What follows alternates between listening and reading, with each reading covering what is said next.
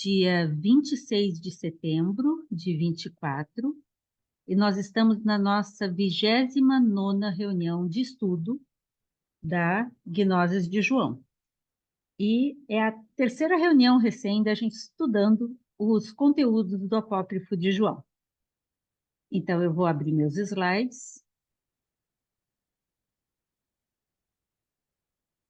Muito bom. O tema hoje é é uma continuação, é uma outra abordagem, e eu achei interessante observar isso, associada ao conteúdo que a gente viu na reunião passada. A reunião passada, o capítulo era sobre o Uno, o Espírito Universal, e a Alaia fez 2 capítulos, e eu achei 2 comentários, 2 conjuntos de comentários sobre essas mesmas páginas. E eu achei interessante, porque eu não tinha observado bem isso antes, que ela abordou em 2 formas que a gente encontra nos livros. Eu achei isso muito interessante. Já vou comentar isso com vocês. Então, como sempre, aqui no cantinho da direita, vocês vão ver, deixa eu seguir. Se eu não abrir, ele não vai funcionar, né?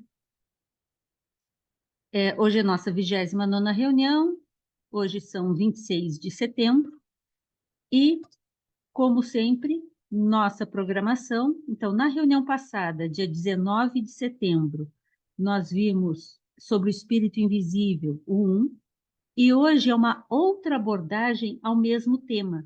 Ela pega outras passagens e destaca, e eu achei interessante porque a gente vai ver diferentes expressões nos textos apócrifos gnósticos abordando como começa o apócrifo de João, mônada, né? Então, a mônada como o espírito invisível, a mônada como o um, e também, nesse caso, nesse exemplo, a gente vai ver assim abordado nos textos atribuídos a João, nos textos de uma linha mais cristã, né? Mais neoplatônica, né? Nos textos mais, como é que eu posso dizer, eles são mais sensíveis, são mais, eu não diria devocionais, mas eles têm um tom mais suave.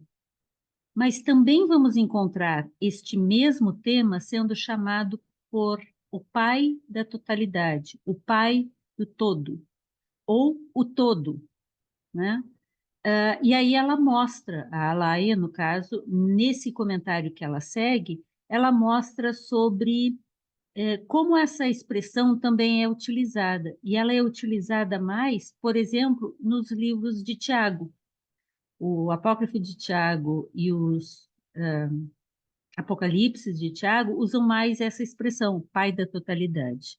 Na Madalena, tem os tons, assim. Então, é interessante a gente ver como, dependendo do contexto, a gente vai encontrar nomes diferentes, na verdade, são atribuições, são traduções a essas ideias. Então, a mim me pareceu que o tom mais setiano é chamado Pai da Totalidade, e o tom mais cristão é chamado Espírito Invisível. Quero que vocês, até o final da reunião de hoje, até comentem se eu estou viajando ou se pode ser isso mesmo, por causa do contexto onde eu encontro essas terminologias utilizadas. Na última reunião, nós terminamos com esse slide sobre o espírito invisível, né? E aqui havia aquela comparação com a ideia de vida una, né? Que seria essa mesma ideia, vida una, o espírito invisível, o um, né? E que agora nós vamos entrar como pai da totalidade e outras terminologias nessa linha também de entendimento.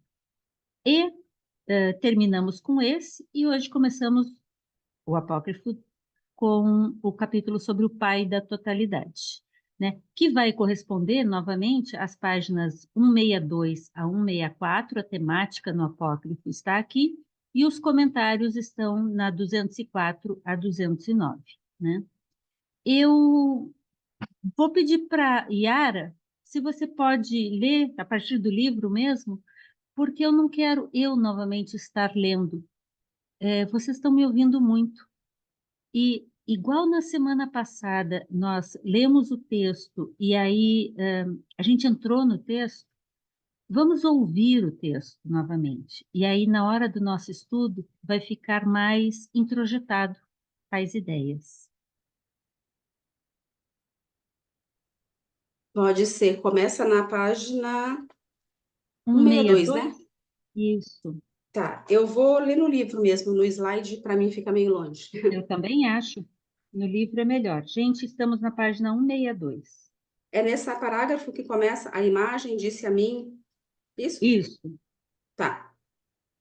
A imagem disse a mim: João, João, por que estás em dúvida?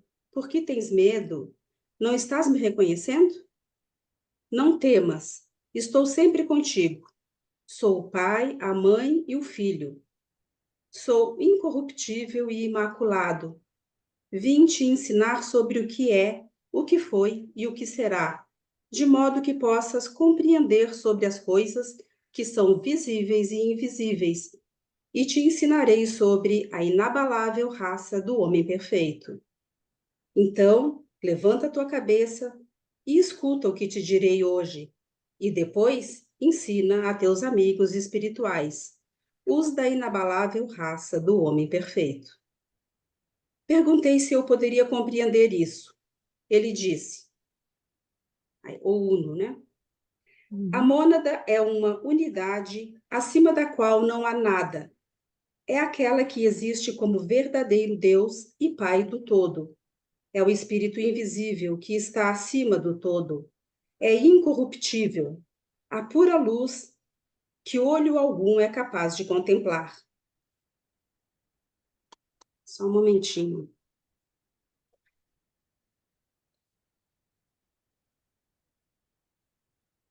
É o espírito invisível, o um. Não se deve pensar que seja um Deus ou como um Deus, pois é mais que um Deus. É mais do que divino, pois nada existe antes dele e não há nada que o domine. Não é inferior a nada, pois tudo existe nele. Não precisa receber a vida, pois é eterno. Não necessita de nada. É pleno, não possui nenhuma deficiência que possa ser aperfeiçoada. É totalmente perfeito, é absoluta e completa luz. É ilimitável, já que não há nada anterior a ele para limitá-lo. É insondável, já que não há nada anterior a ele para sondá-lo. É imensurável, pois não há nada anterior a ele para medi-lo. É invisível, pois ninguém nunca o viu. É eterno e existe eternamente. É inefável, já que nada pode compreendê-lo para dizê-lo. É inominável, pois não há nada anterior a ele para dar-lhe um nome. É luz imensurável, pura, sagrada e imaculada.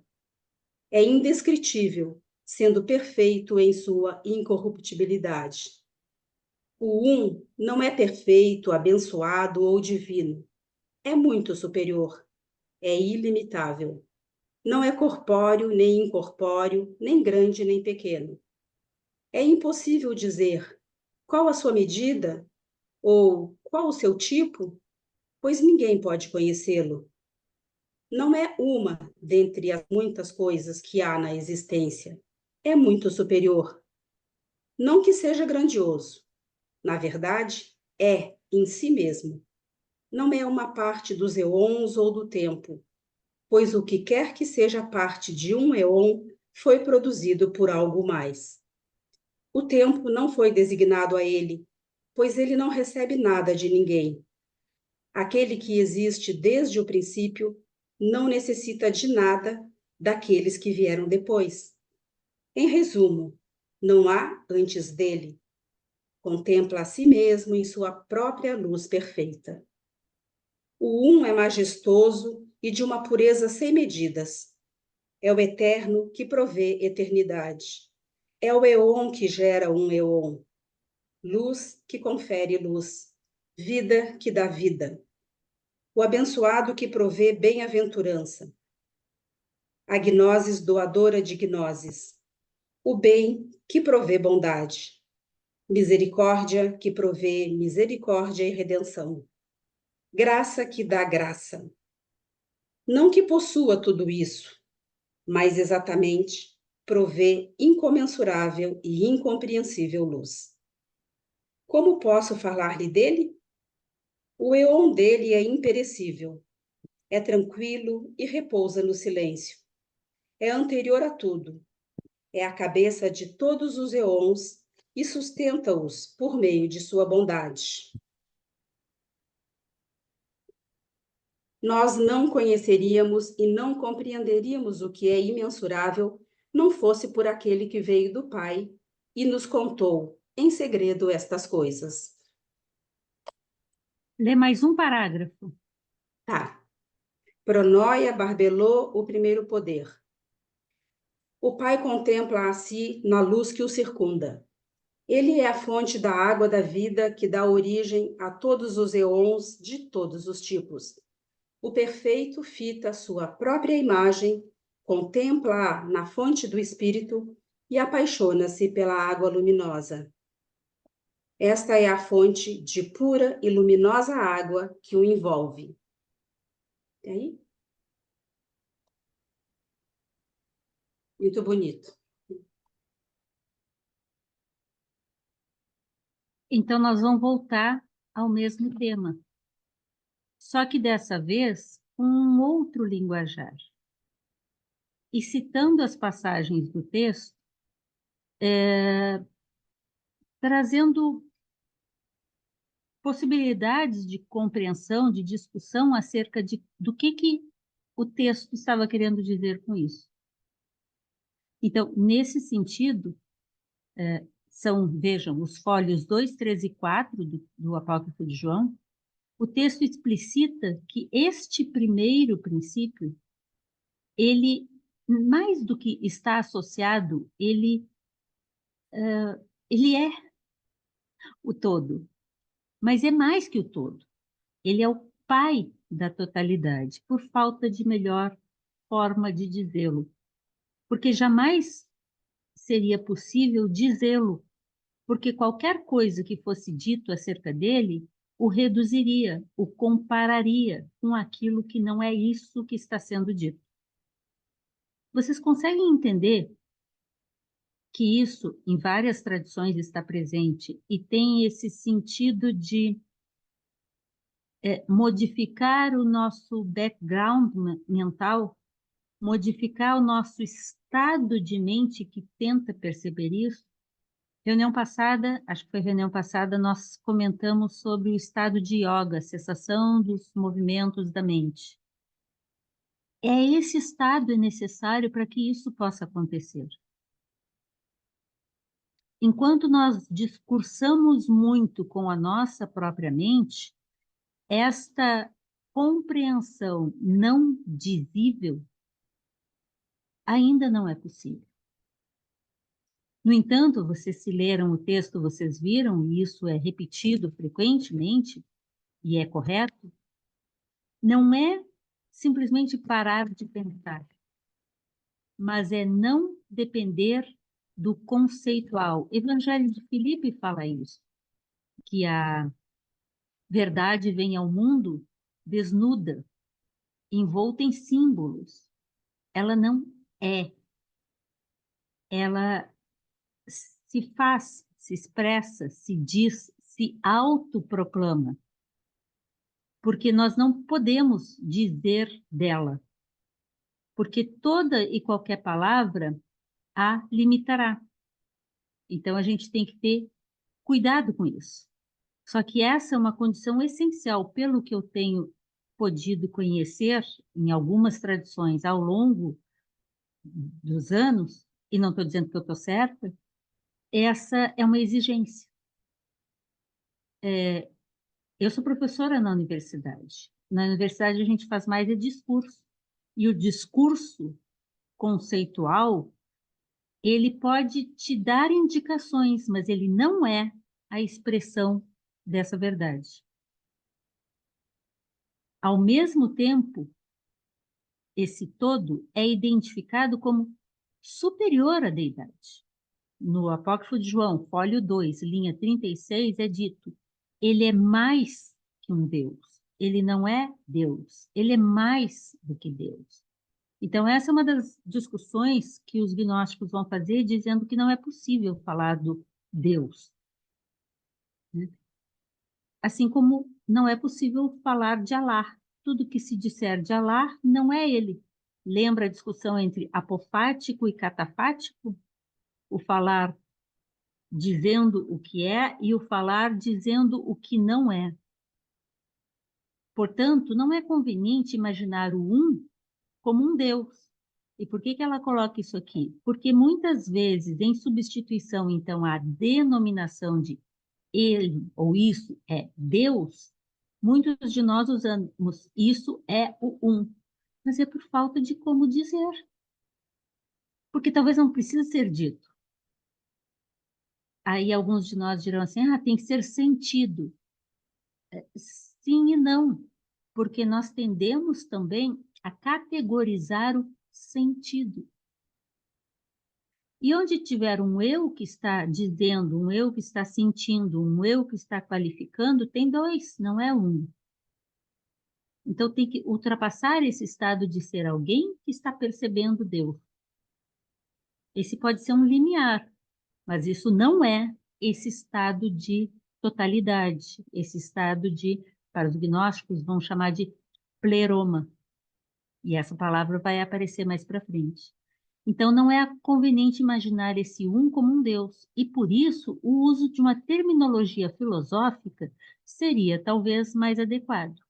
Há um cuidado nesse conjunto de estudos em não identificar esta primeira hipóstase com nada que seja referente a um Deus ou que seja como um Deus, seja esse o Deus judaico, os deuses gregos, egípcios, romanos, quaisquer que sejam, orientais ou menos orientais.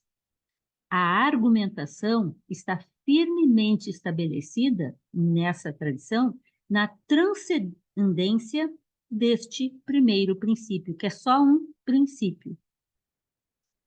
O caráter absoluto e transcendente disso que nós estamos chamando de um, e que Plotino chamou de um, é reforçado.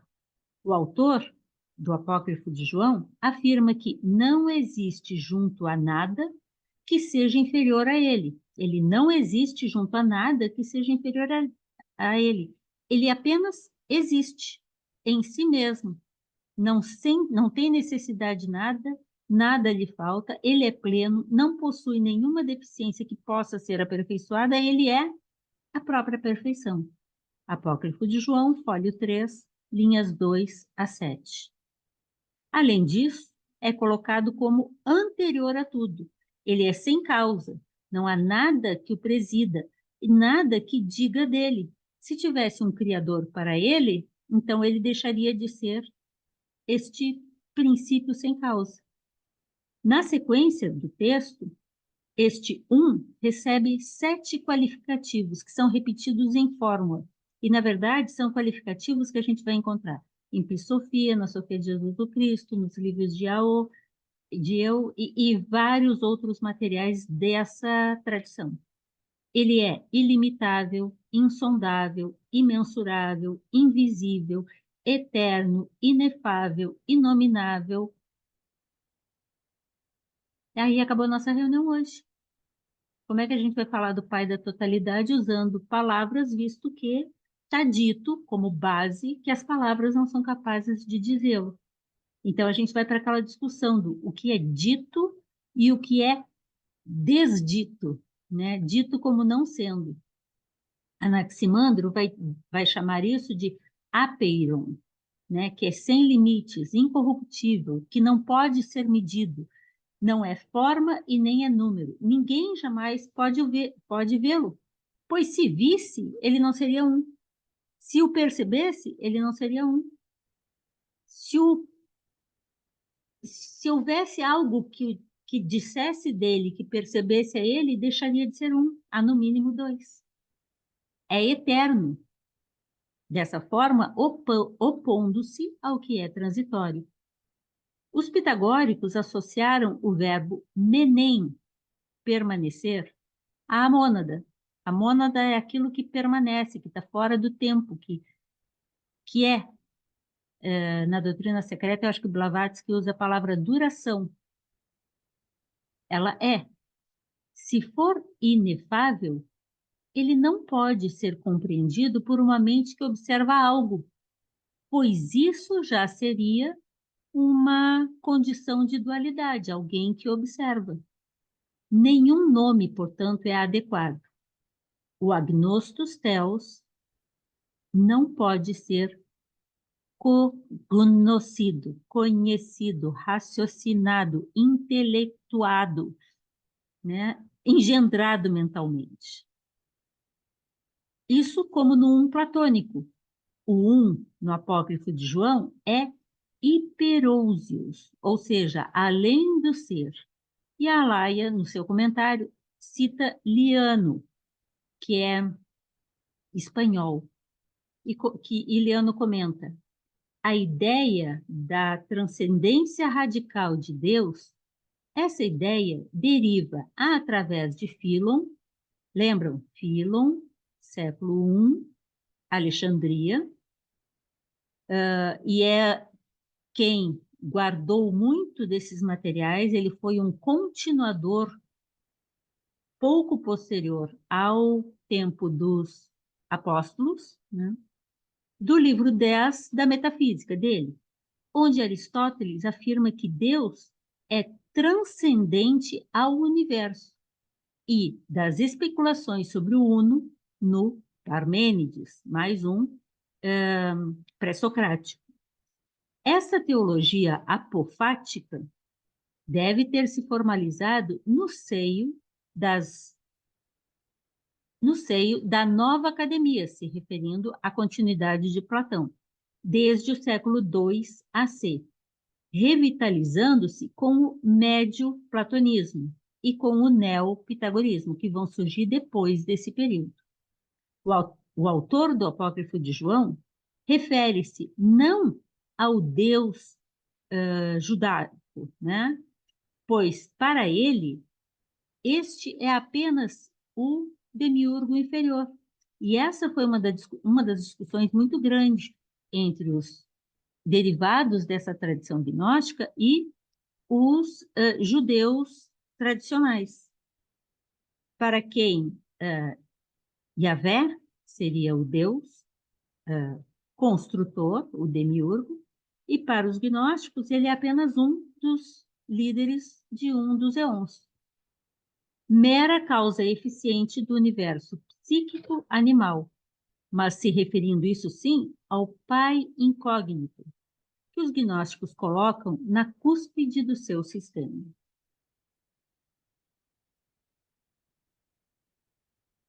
Este espírito invisível, que lembra é o que a gente vinha comentando, também é identificado com a luz. Também se dá a ele esse qualificativo. É luz incomensurável, imaculável, é inefável e perfeito, em sua, outra palavra muito usada nos textos gnósticos, vocês vão vê-la muito, incorruptibilidade. Ela não é corrompível, porque ela não tem partes, ela não tem coisas, ela não é um somatório de coisas, ela simplesmente é. Apócrifo de João, folio 3, linhas 17 a 19. O um não é propriamente o bem, apenas quando se compõe com a díada. O um não participa da bondade, pois é mais do que a bondade. A bondade já é um qualificativo comparável com outra condição. No Apócrifo de João, há uma insistência repetida ao longo dele de que o um está além de qualquer descrição. Ele é inconcebível. Ponto. Ele não é corpóreo e nem é incorpóreo. Ele não é grande e nem é pequeno. Ele não é nada e também não é tudo. Ele não é uma qualidade, ele não é uma quantidade, não é uma dentre as muitas coisas que há na existência. Ele é muito superior a isso, mas ele também não é superior. porque aí haveria um, ao contrário dele, inferior. Então, é uma tentativa de, usando os vocábulos que a gente tem, de dizer daquilo que não pode ser dito. Não que seja realmente grandioso, diz no apócrifo. Na verdade, ele é em si mesmo. Fólio 3, linhas 22 a 29. Tem uma passagem que se repete semelhante no apócrifo de João, que está na Sofia de Jesus do Cristo, relatando exatamente o que é esse Pai da totalidade, o que é esse Espírito invisível, que diz, ele olha para todos os lados e tudo que ele vê é a si mesmo, porque é a única coisa que há. Citando Bezerra, que é um autor brasileiro, a Alaia diz, Platão conclui sua primeira hipótese estabelecendo a incognoscibilidade do um. A primeira hipótese de Platão corresponde a isso mesmo que se está falando aqui.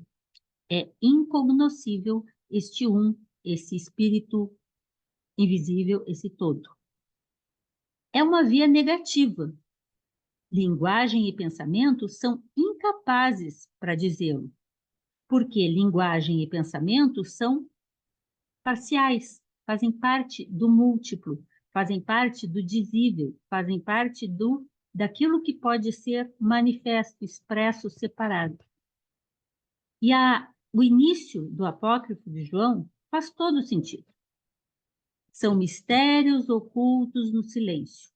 A mônada diz respeito a isso e são mistérios ocultos no silêncio. Os ensinamentos, isso aqui é a primeira página, está na página 161. Os ensinamentos do Senhor e a revelação dos mistérios, as coisas ocultas no silêncio, que ele, Jesus, ensinou a seu discípulo João. Essa é a frase de abertura do apócrifo de João. Depois disso, começa a historinha. Estava João triste com tudo que havia acontecido, mas essa aqui é tipo assim, a apresentação do texto. Que, interessantemente, podem olhar aqui, no final do texto, como era a prática naquela região, vem o título do livro, Apócrifo, na verdade, o Evangelho de João Apócrifo. É preciso estar a sós com o solitário. No um, não há espaço para divisão. Portanto, não há um ente que percebe e nem um ente a ser percebido. Não é ser infrarracional. E aí eu acho bem importante isso que a Laia chama atenção. Não é abandonar a mente.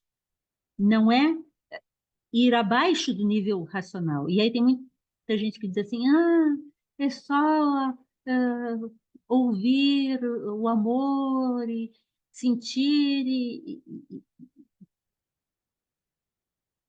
Não é à toa que, na natureza, nós somos os seres, os únicos que podem alcançar um estado de iluminação, é apenas na condição humana, dizem as tradições, talvez outras tradições não humanas possam dizer diferente, e são apenas os humanos que têm uma capacidade de raciocínio, de abstração mais elevada.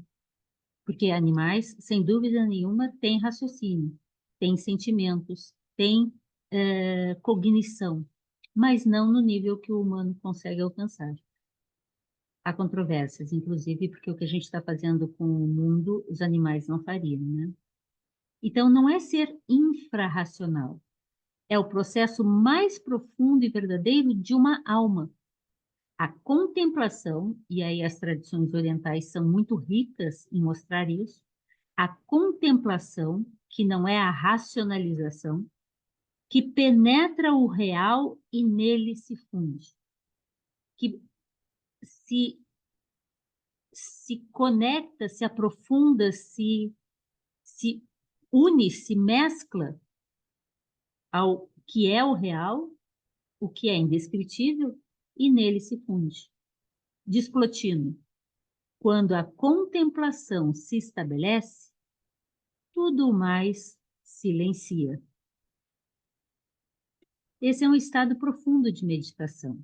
E muitas vezes, talvez vocês já tenham tido esse tipo de experiência, que confesso, para mim é muito difícil, mas já os tive.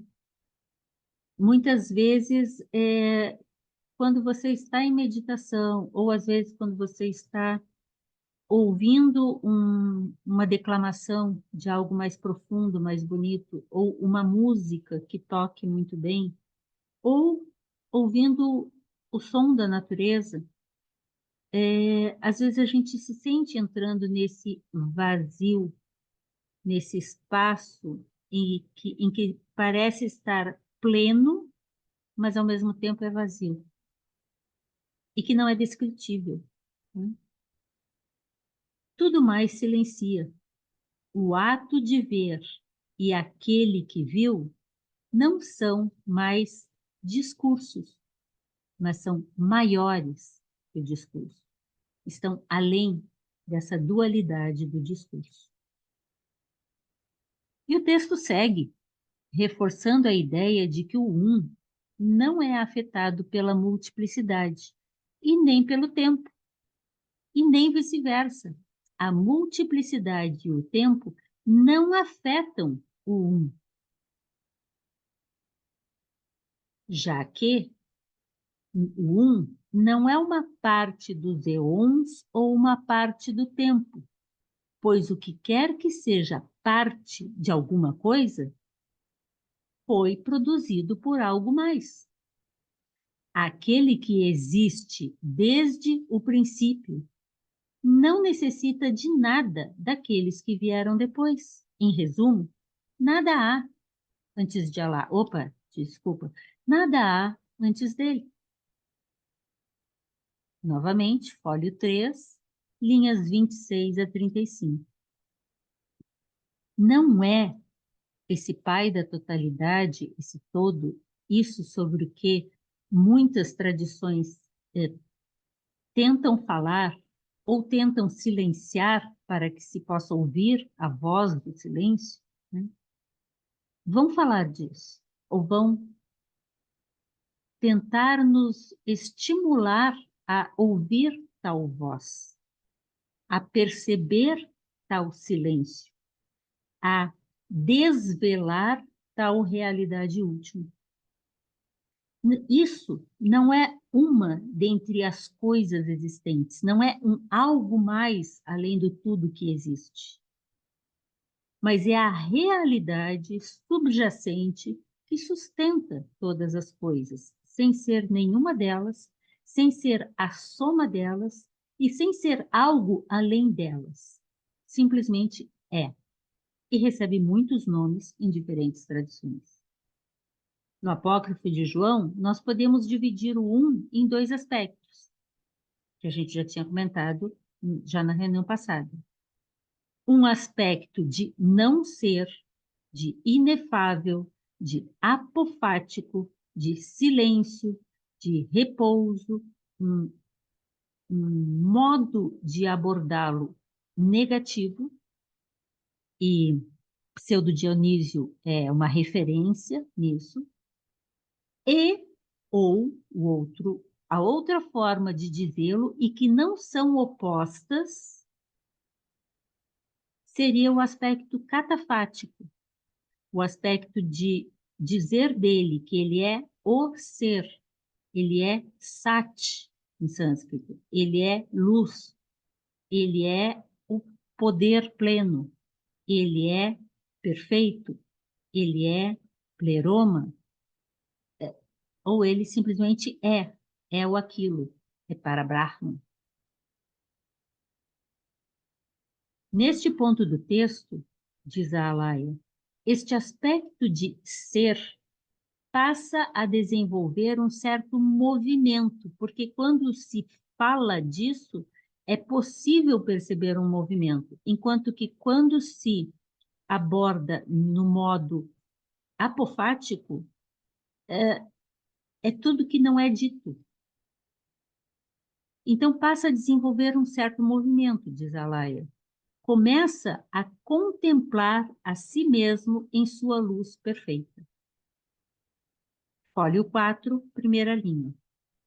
Ao contemplar isso, contemplar a si mesmo, passa a conferir qualidades a isto que é contemplável, como eternidade, vida, bem-aventurança, conhecimento, bondade, luz, misericórdia, graça, e ao mesmo tempo, ele não é nenhuma dessas coisas, mas ele é todas essas coisas. À medida que eu vou comentando os comentários da Laia, eu penso que ao ler o Apócrifo de João, ouvindo como se fosse Jesus ou João ou algum mestre falando aquilo, nós possamos compreender com maior profundidade, não o decorar das palavras, mas aquilo que tentou ser dito.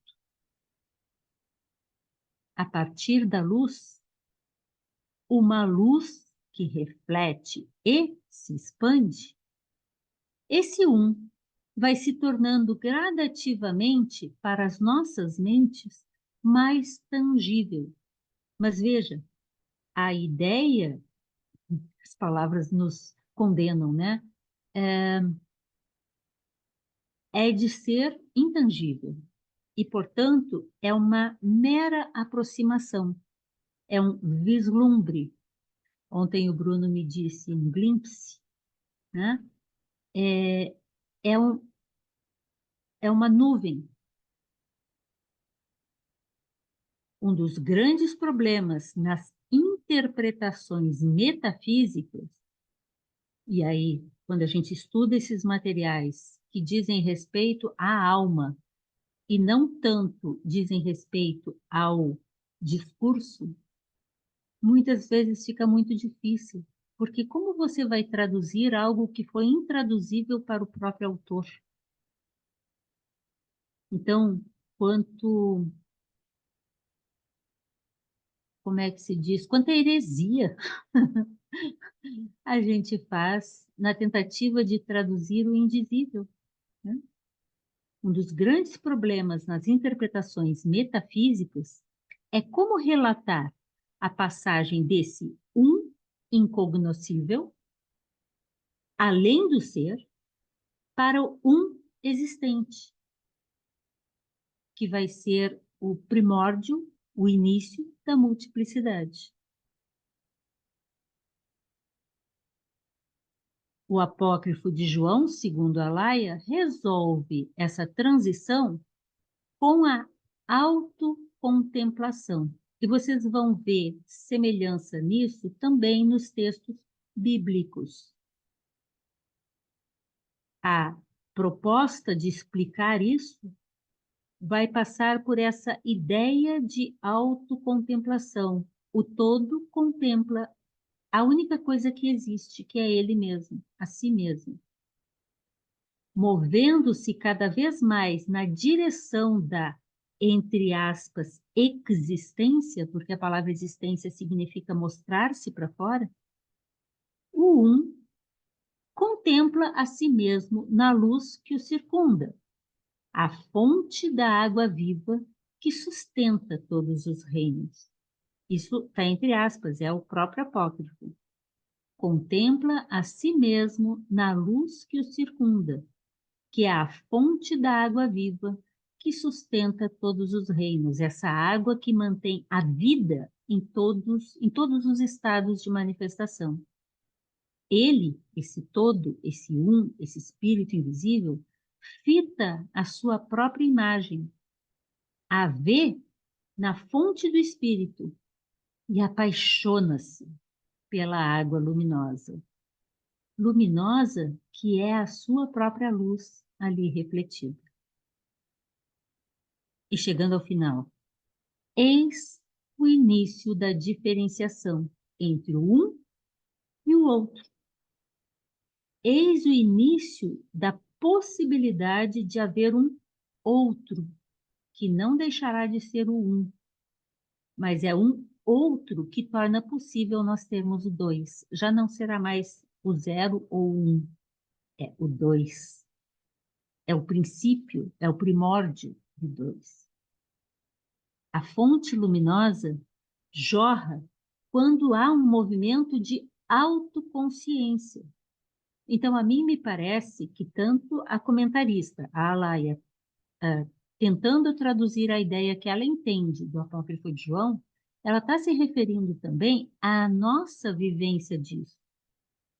A fonte luminosa, ela vai jorrar essa sua luz quando há esse movimento de autoconsciência, de tomar consciência do Cristo em vós é a esperança de glória, de tomar consciência de que é essa luz que é a tua real realidade, o teu real ser, a tua exata possibilidade e condição de ser e de perceber-se. Ele, este que está fazendo esse movimento, que é o todo um, o Pai, pensa a si mesmo e enamora-se de si. Torna possível gerar algo. Agora vai poder ser possível começar um demiurgo, um gerador, um pai genitor. A consciência de si mesmo como imagem dá surgimento a uma reação emocional, pois ele se enamora da imagem, semelhante a Narciso, que se enamora de sua imagem refletida nas águas. Já viram essa expressão?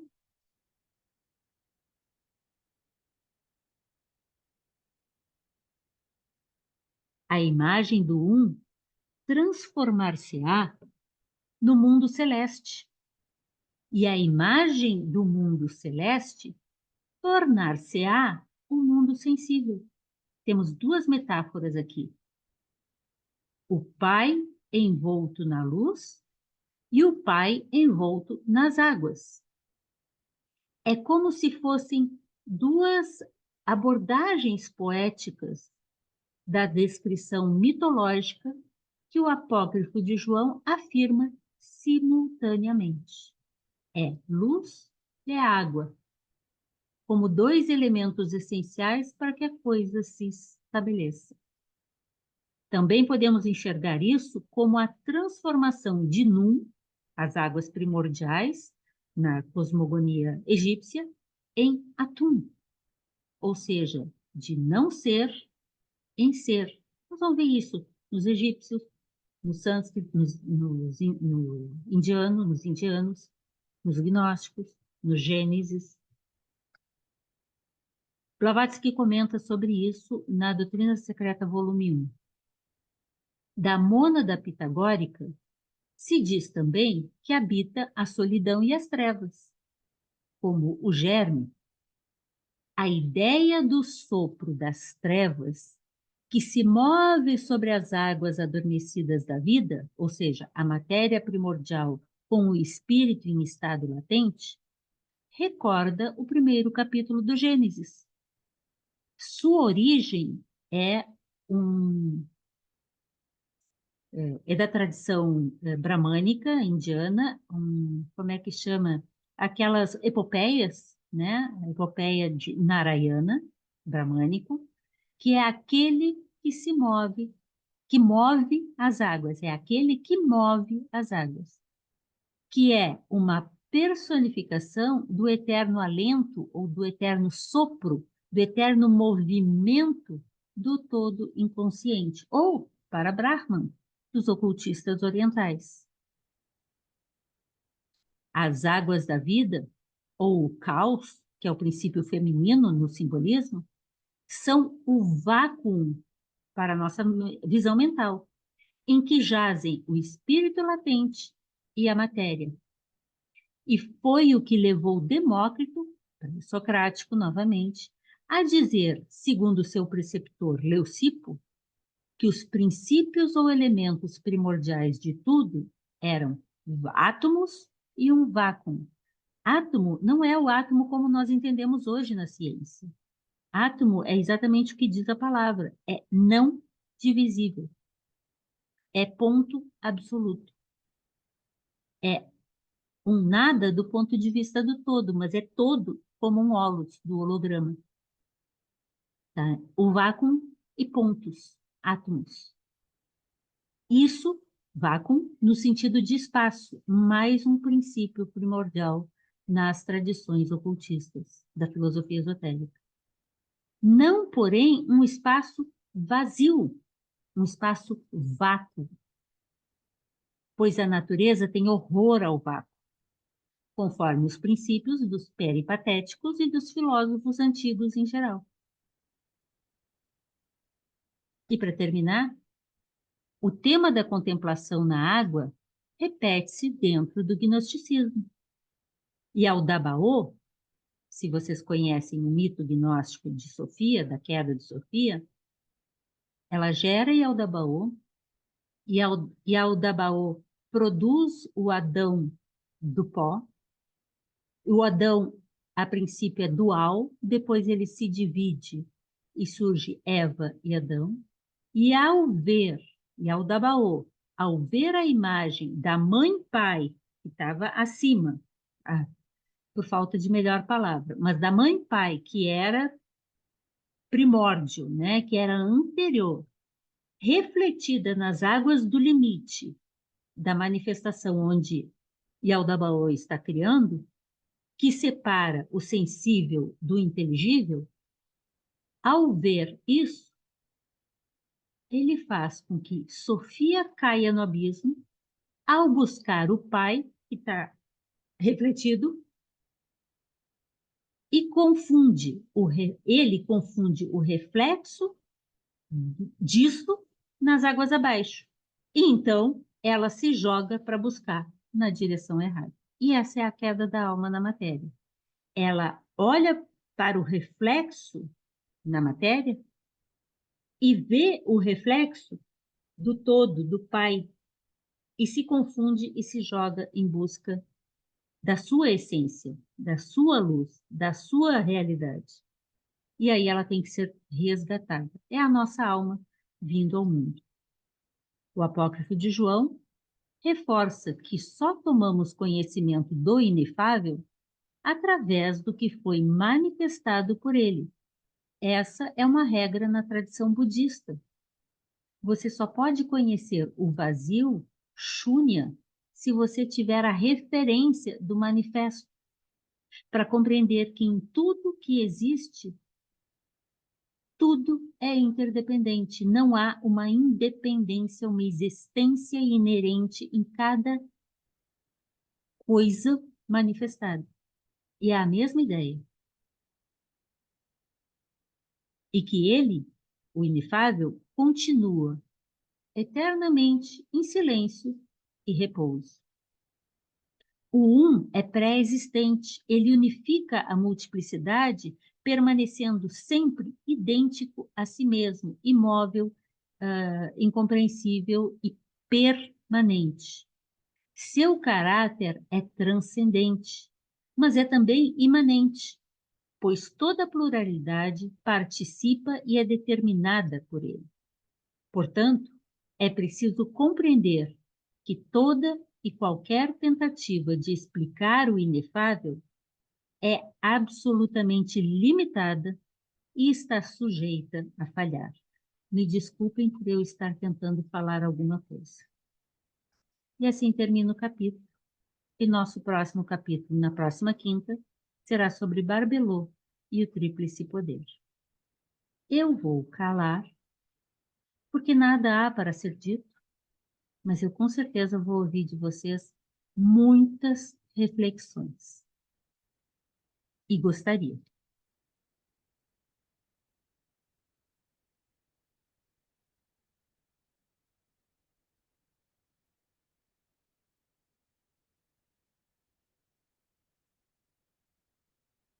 Silvano, Eu vim para a aula pensando qual a aplicação disso na nossa vida real, né? Dessa definição, ou sei lá, explicação do que é o pai da totalidade, né? Aí, ouvindo a Yara lendo, eu me veio assim uma ideia, né? primeiro, que eu não posso explicar nada do que existe, nem a vida, nem o mundo, nem o universo. Então, já começa por aí, né? Eu não posso me titular Deus nem por causa disso, porque eu não posso dar essa explicação de nada do que existe aí. E em outra situação também, a gente já viu na história da humanidade, não precisa ir muito longe, o que aconteceu com as pessoas que se intitularam representantes de Deus ou que falavam diretamente com Deus, né? A carnificina que aconteceu, né? Então, eu entendo o porquê, por que tem que ser assim, né? E a gente também pode ver nos dias de hoje, as pessoas, quando elas entendem que Deus é o próprio ego delas, ou elas assumem que Deus, Deus não vai deixar isso acontecer comigo. Que nem uma senhora que eu peguei lá, ela disse assim, eu saí de casa e deixei a torneira aberta lá, e tomara que quando eu chegar em casa eu não esteja um aguaceiro, mas Deus vai resolver para mim isso aí, entendeu? Então eu acho que as pessoas têm uma noção errada, e aí elas trazem um mito para a realidade, e isso pode levar a uma loucura, né? Então, essa é uma das razões por que ele não pode ser tudo isso e está escrito ali, né? Que ele está dizendo. Então é isso. Eu acho que esse é o insight que eu tinha para colaborar aí. A palavra está aberta. Kátia, Oi, depois eu Jane. vou, Kátia, depois eu vou perguntar ao Silvano se ele se satisfez com a explicação que ele deu. Tá. Legal. Jane, eu fiquei refletindo no seguinte: o não pode ser racionalizado, certo? Dizem,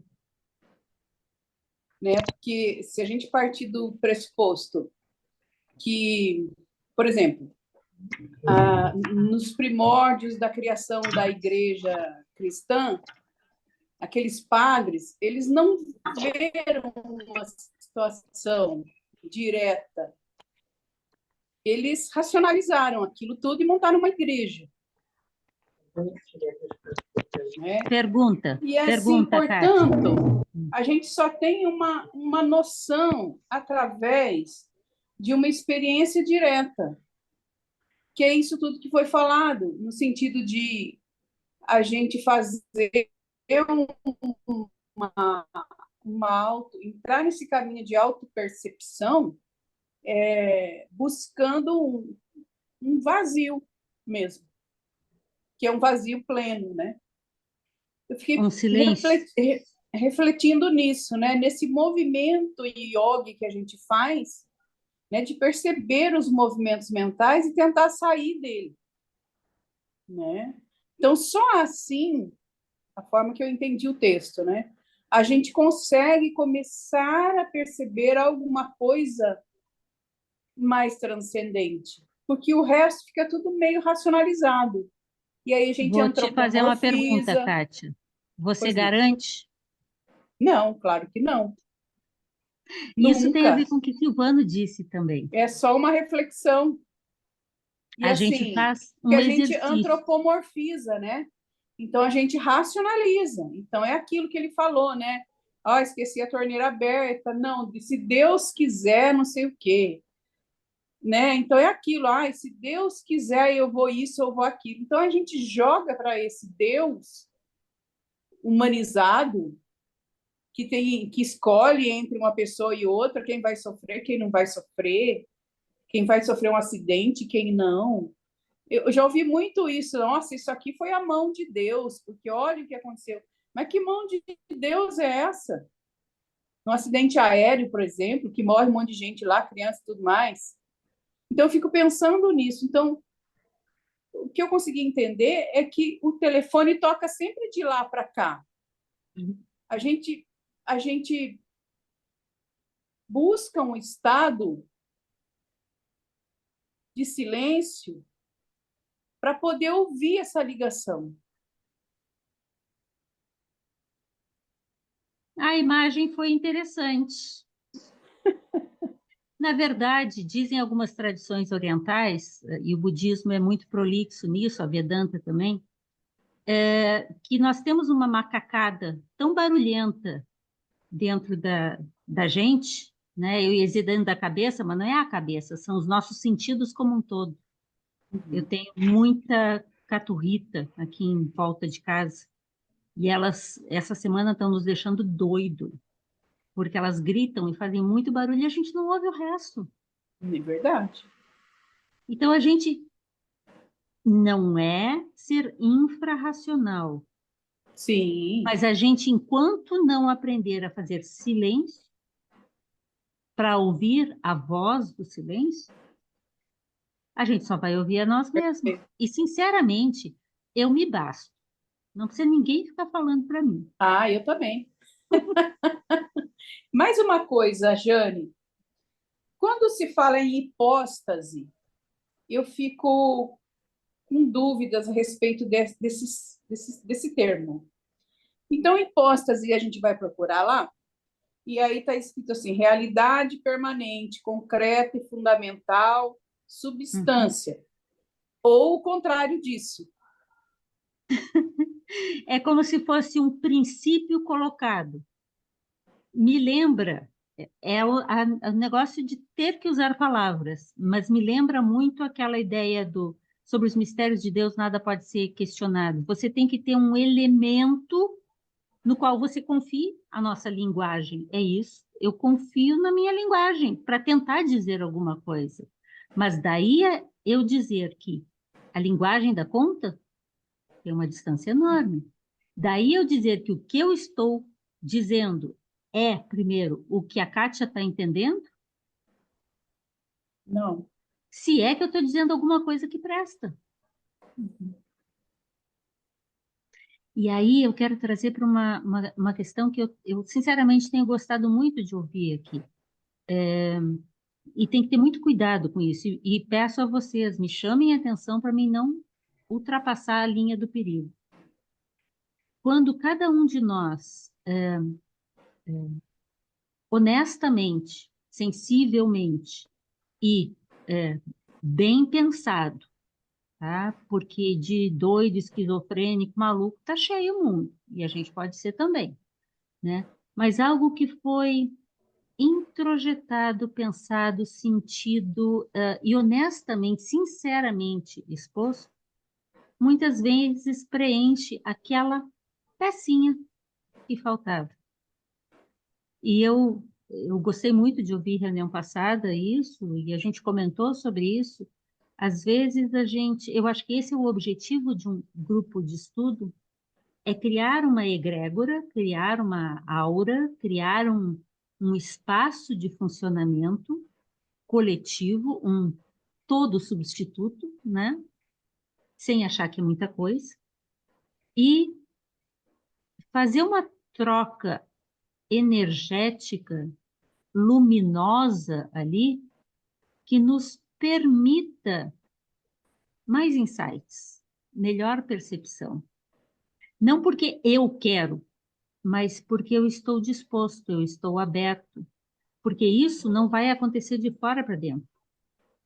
Isso vai acontecer quando há uma reciprocidade, um reflexo, igual o reflexo nas águas aqui. Há um reflexo que, por esse reflexo, por estar observando a procura daquilo, observando, de repente bate um reflexo que preenche aquele, bota luz naquele canto escuro que ainda não havia sido minimamente esclarecido no meu pano de fundo da minha mente. Porque não é Sim. jogar a mente fora, mas é não se basear nas particularidades, nas palavras, nos conceitos, nos desenhos, nos símbolos de cada coisa. Eu não sei exatamente como é isso, eu estou fazendo um discurso, mas eu sinto que a cada tempo, né, eu vivo no tempo, parece que vai ficando menos difícil, ou mais exigente, ou mais demandante, ou com mais vontade de conhecer, conhecer no sentido gnóstico aqui, né? De desvelar. descobrir. Eu não sei, eu estou viajando muito também. Obrigada, Jane. Eu agradeço.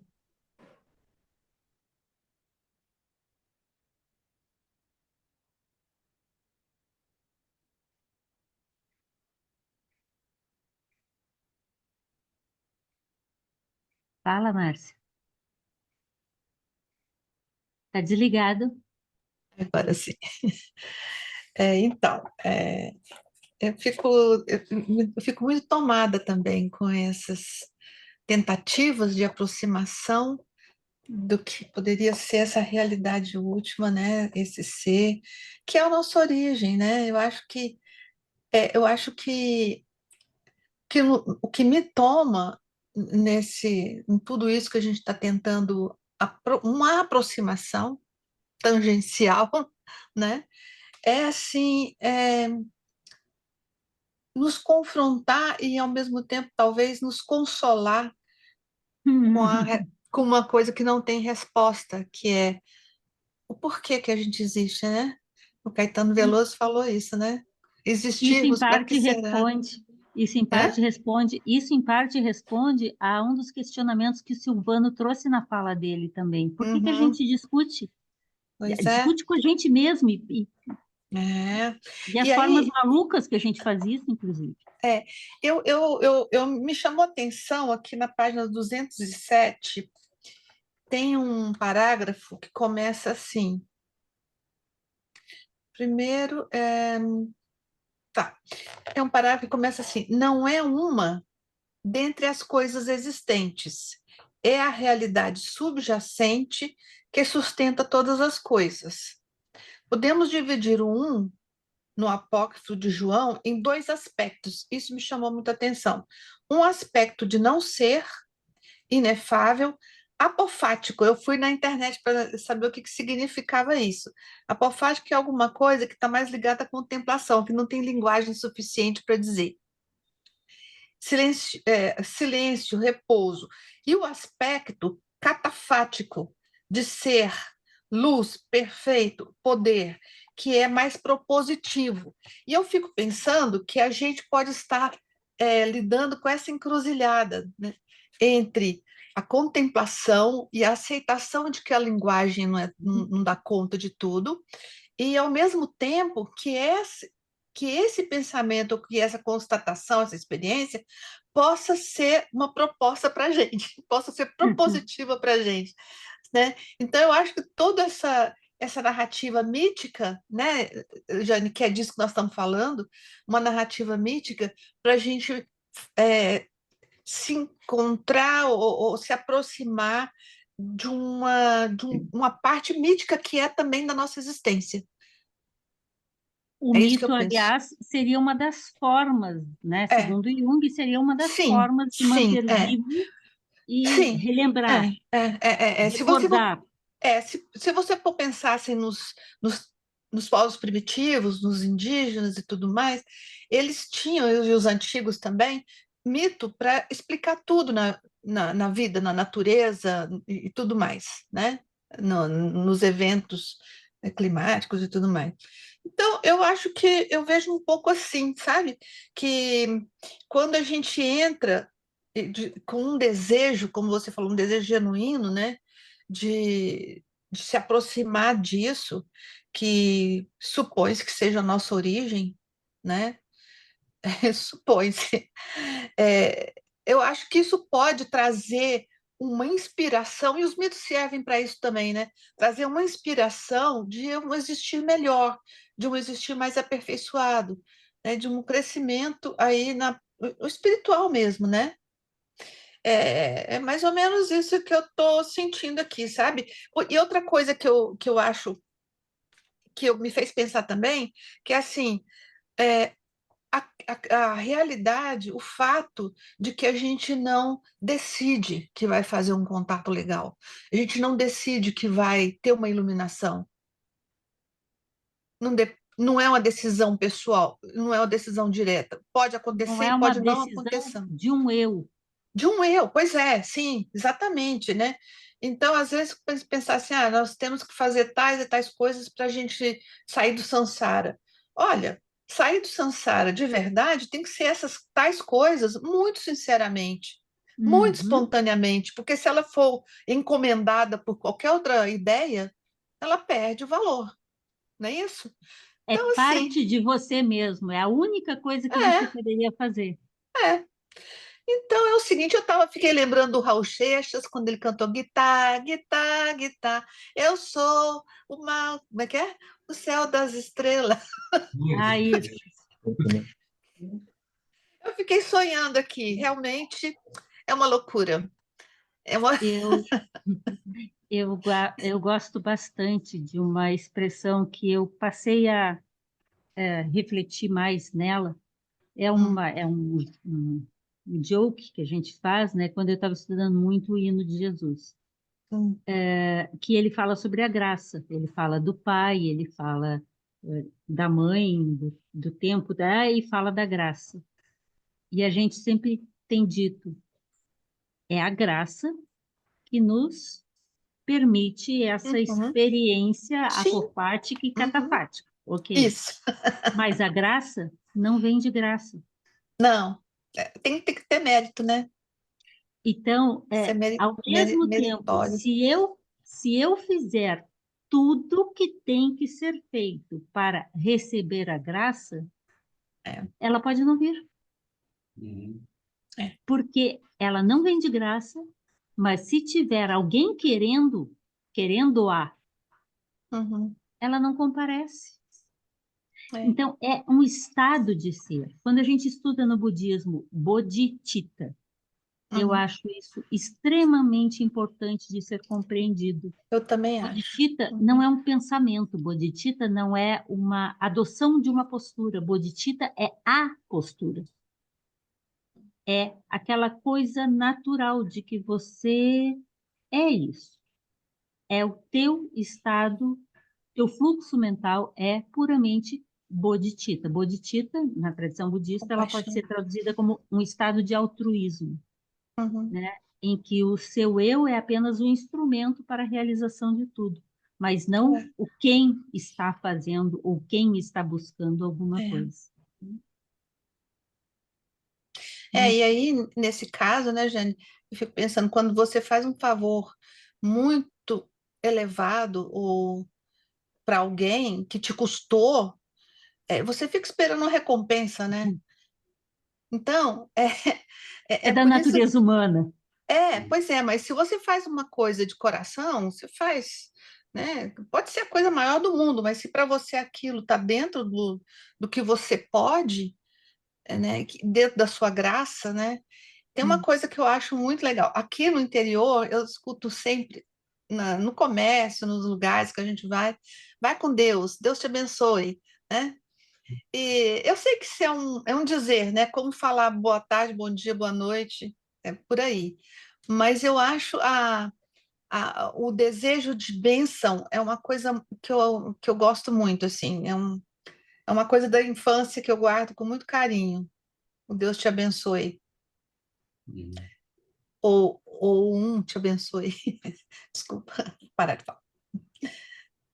O Jovaí. Muito obrigada, Márcia. Vou passar para o Pois Odair, é. mas eu vou Uhum. lembrar um detalhe que a gente viu aqui no texto. Hum.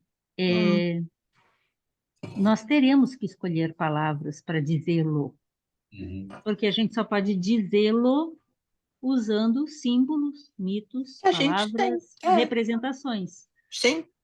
Então, sem apego a esses vocábulos. Eles são transitórios, né, Jane? Você usa e depois você fica aberto para ver qual é a outra palavra, nova ideia ou imagem que vai surgir. É, por aí. É facinho. Obrigada, Márcia. Imagina. Odair, passando a palavra. Antes de qualquer coisa, não bebi, não cheirei, não fumei, não perdoe se eu falar uma grande besteira, tá? E, Márcia, eu também sou Oi. do interior. É o quê? Quase, eu também sou do interior, bem roça. Ah, ok. ver aqui pessoas dizer que Deus me mandou um recado para você. Ai, ai, ai. E a porta. Vamos lá. Jane, no último parágrafo me chamou muita atenção quando o apócrifo resolve essa tensão. Não, reforça que só tomamos conhecimento do inefável através de que foi manifestado.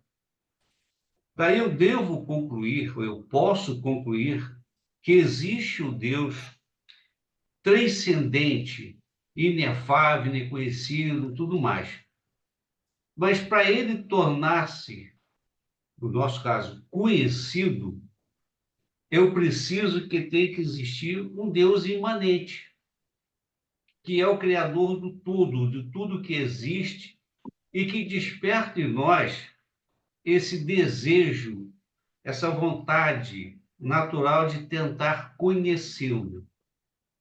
Mas à medida que eu começo a conhecer um pouquinho dele, eu descubro que existe um infinito de outras possibilidades, e esse é um caminho que nós vamos ter que seguir, avançando degrau a degrau, conhecendo pouco a pouco, até atingir um certo nível que possa dizer que se eu comecei a conhecer. Está muito Que não louco é isso? mensurável, que não é Sim, categorizável, que não é dizível e que é sim, sozinho. exato. E isso me dá uma angústia, tá? De saber que sou tão pequeno que, mas ao mesmo tempo eu agradeço a oportunidade de estar aqui com vocês, conseguindo aprender, ouvir tudo isso e compartilhar. Isso emociona, né? Hum, Era isso que eu tinha que falar. hum, hum. Obrigada, Dair.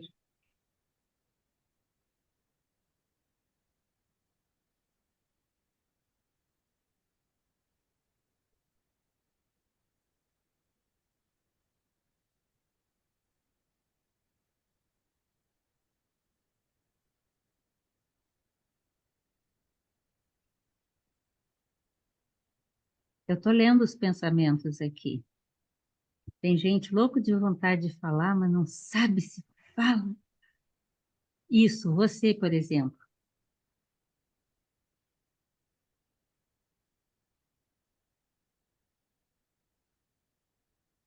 Mais Posso alguém? falar? Posso Vai, falar? Mazé. Rapidinho, bem rapidinho, porque o meu, eu acho O um texto. tempo para o divino não existe. Mas para nós, sim, porque já está no final da reunião. Pois é. A propósito disso, eu gostaria de dizer o seguinte: eu acho que a gente, e é assim que eu me sinto, não podemos, que eu sei que para mim, eu não posso ter a pretensão, porque seria uma pretensão, seria ser pretensioso de ter essa percepção profunda do todo, dessa ligação. Então, eu acho que é o caminho que a gente faz ao caminhar. E Hum, aí você vai, a cada passo sincero, a uhum, cada virtude exercida, você vai abrindo possibilidades. Não sei se eu estou falando muita bobagem, mas eu sinto uhum, isso quando eu leio esse texto que eu acho tão difícil. Muitas vezes ele repete um conceito, mas essa repetição, hoje eu percebo muito mais da importância dela, porque ela vai abrindo o ângulo de percepção Uhum, da minha cabeça, da minha mente, do meu coração. E quando você falou em bodhicitta, me lembrou muito a ética. Você agir uhum, com bodhicitta é você agir com ética, é você uhum. exercitar a ética nas suas relações. E eu sempre penso muito que tudo isso aqui, se ele não fizer sentido para a minha vida, é uma bobagem. Eu É tenho que sem pegar sentido. isso aqui e decodificar para o meu repertório de vida, que o meu é um, o seu é outro, de cada um de nós aqui tem o seu repertório, que vai lidar com essas coisas, né? Por isso a importância da leitura, por isso a importância dessa troca. Então, era isso. Não sei se viajei demais, mas eu acho o máximo isso. Tenho dito. Obrigada. Vejam bem, como coordenadora do grupo, minha proposta desde o princípio, e cada vez mais eu a sinto dessa forma, é abrir um espaço em que cada um de nós, com as suas leituras, com as suas vivências, com as suas reflexões, com as suas experiências, possa ir encontrando suas pecinhas, suas compreensões, e tenham certeza, eu acho que quase todos aqui sabem disso, a cada vez que a gente relê um material que não seja um material qualquer, mas que tenha por trás uma mente maior, né, tentando nos chamar em alguma medida, e a gente lê muita bobagem também, né? Cada vez que a gente se encontra aqui tentando despertar, desvelar, né? Tirar um pouco dos véus que estão tudo por cima, né? Da gente mesmo, a reunião está valendo a pena, o momento está valendo a pena. Uhum. Então, isso não é uma coisa minha, isso é uma coisa que só ocorre no, não é no coletivo, simplesmente porque nós estamos juntos. Mas, por exemplo, se eu estou sozinha lendo o livro, pode ser o Apócrifo de João, este já é um coletivo. Porque aquele livro, para chegar a mim com aquelas palavras e daquela forma, ele é um coletivo, com Uhum. o qual o meu coletivo, e eu sou o fruto da minha sociedade, da minha educação, da minha família, minha mãe, meu pai, minhas relações sociais, meu trabalho e tudo mais, que entra em contato com aquilo. E por isso eu dou muito valor a isso que você diz de tem que fazer sentido. E não é um sentido, muitas vezes, eu não sei se eu também não vou parecer bêbada, viu, Odair? Mas não é um sentido que possa ser discursivo, racionalizado, mas às vezes é uma sensação de sentido. É um que também não pode Sim. ser aquele bobalhão gratiluz, né? Não, não é disso, é o sincero disso, Uhum. né? E nós somos limitados às palavras que a gente usa, sem dúvida, e por isso que é importante conhecer palavras. Eu já tive a experiência de lidar com esses temas com um grupo de pessoas em que algumas eram muito limitadas em termos de verbalização. E realmente ficava muito difícil, porque se você não compreende o mínimo, é mais difícil, não é impossível. Mas a mim tem me parecido, eu não sei a experiência de vocês, mas novamente estou lembrando o Silvano, que anda estudando a doutrina secreta, quando a gente estuda mais, a gente se aperfeiçoa mais e, portanto, se torna capaz de entender melhor, Uhum. desde que a gente não se apegue a dizer que agora eu já sei, essa é a verdade. Uhum. Uhum. Não sei quem foi, se foi você, mas alguém falou sobre caminhando o que a gente faz a nossa Caminho própria que faz a senda, né? caminhada. Foi o poeta que disse, viu? Eu É, só Foi você. repeti. sim, sim, eu sei, né? O caminho se faz ao caminhar, né? E, portanto, todas as nossas melhores capacidades e competências, elas se fazem necessárias, mas são as nossas melhores capacidades e competências, e a gente não sabe quais que a gente tem, até onde a gente vai, né? Mas não que sejam elas por elas, mas elas pelo que possam nos desvendar dessa verdadeira luz no caminho. Estou viajando, não? Lígia, Oi? Boa noite. Deu, boa noite. Oi. Agora consegui. Eu estava viajando, estava vindo de Ubatuba aqui para Pinda. Eu estava caindo toda hora, mas agora que bom que chamou. Mas o que eu vejo que o grande problema é a gente querer achar que esse um é um em algum lugar. Uhum, Esse que é o problema. Porque se a gente pensar que cada partículazinha tem consciência de si mesma, porque está interagindo com outras partículazinhas, depois as células no nosso corpo também estão interagindo entre si. E se a gente pensar, uma está emprestando existência para a outra, tudo uhum, está emprestando existência, uma coisa emprestando existência para outra. Então, eu falando com você e com vocês, eu estou emprestando existência para vocês e vocês estão emprestando existência para mim. O um é, é aquela situação que você percebe que existe. Mas não dá para você pôr um nome, porque não é uma presença, uma existência per se.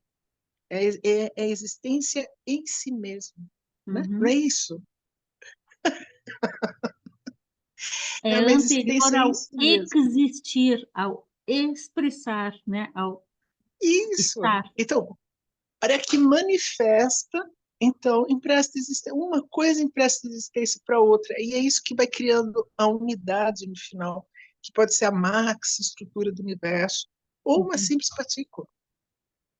Uma simples partículazinha, ela está exercendo a existência no mundo, né, no universo, emprestando existência para outra, porque ela vai interagir com ela por causa das polaridades, por causa das cargas, por causa dos sabores, no caso dos quarks, e por aí vai.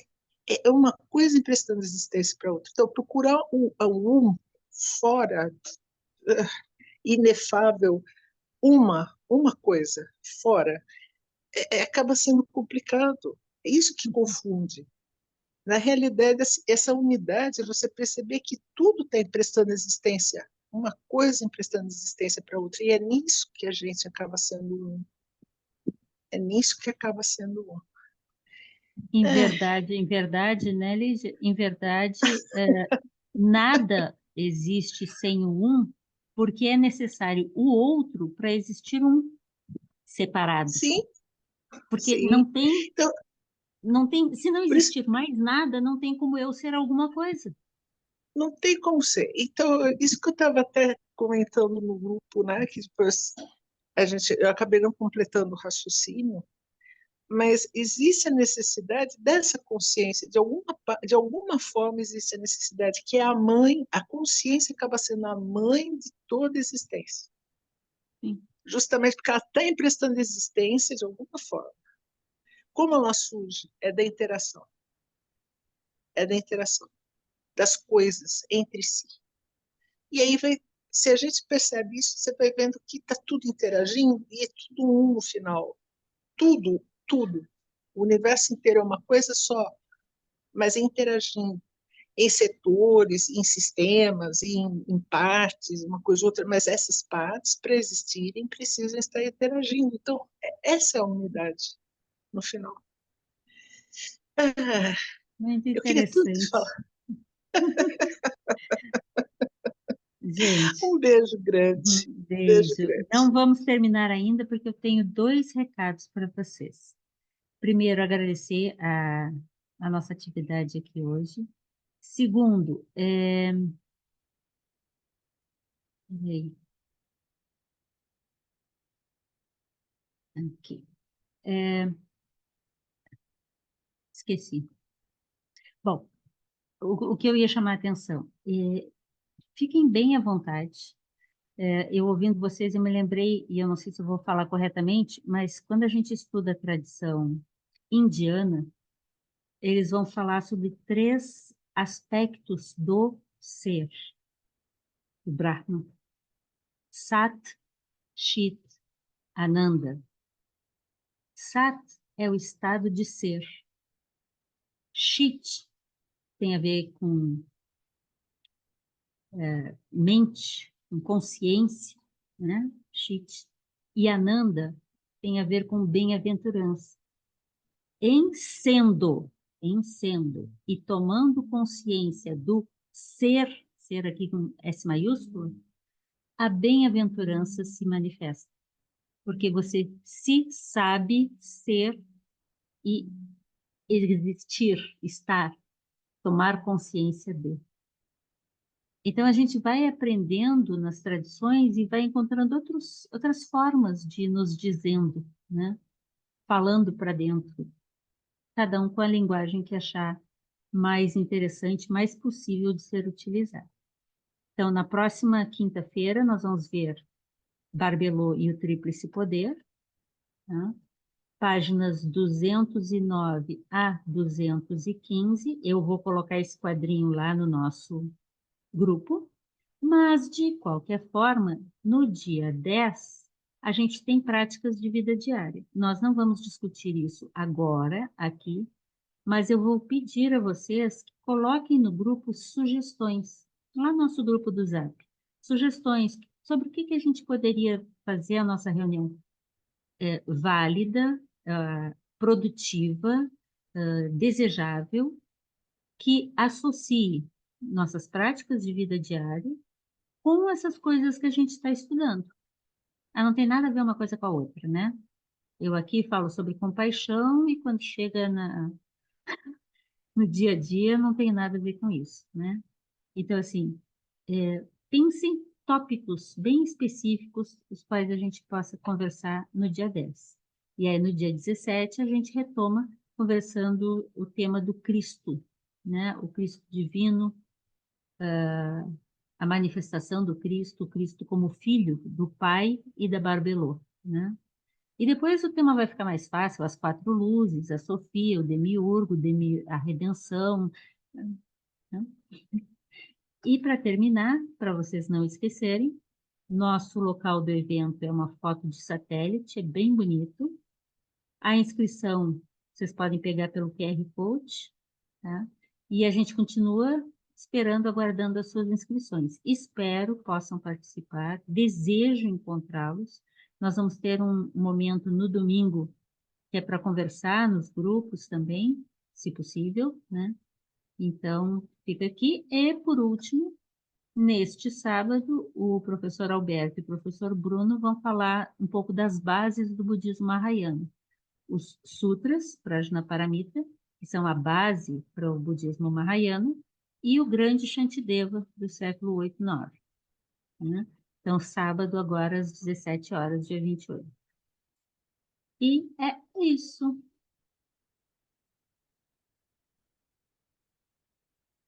Algum comentário a mais?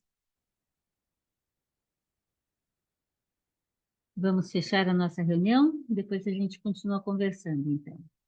Muito obrigada, gente. Posso falar só uma coisinha? Claro. Só uma brincadeira para a gente encerrar a coisa. Fazendo minhas as palavras do Odair, cuidado para a gente não ficar pirado com tanta coisa, né, Odair? A gente tem que manter sempre. Cuidado, não... a gente sabe que a gente está viajando. Só brincadeira, gente. Muito obrigada. Mas vocês percebem, usando a fala de vocês dois e de outros aqui, né? Vocês percebem que a necessidade, o tipo de pensamento, o tipo de funcionamento da mente que é necessário para esse tipo de abordagem não é o usual. Não, não é. De jeito nenhum. Então, isso também exige uma gradual desconstrução, vocês têm usado essa expressão, desconstrução de um modo institucionalizado, socialmente aceito de funcionamento, que a gente não pode simplesmente romper de uma hora para outra, porque aí pira. Não é isso. É isso que eu estou falando. Ir estou brincando, mas estou falando sério. Analisando com os recursos que a gente tem, gradativamente, observando o que faz sentido e o que não. Isso aqui não é seita. Né? Eu não vou dizer para ninguém que tem que isso, tem que aquilo, não. Então, vocês estão livres para entrar e livres para sair, né?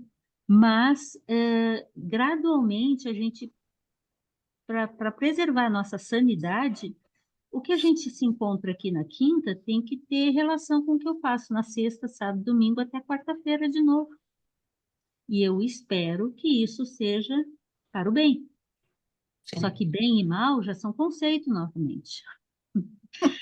Então, por isso que eu falei de Sat Chit Ananda. Essa sensação de bem-aventurança tem muito a ver com eu sentir-me efetivamente equilibrado entre aquilo que me conduz, minha mente, meus estados de consciência, e o grande ser, porque assim eu tenho bem-aventurança.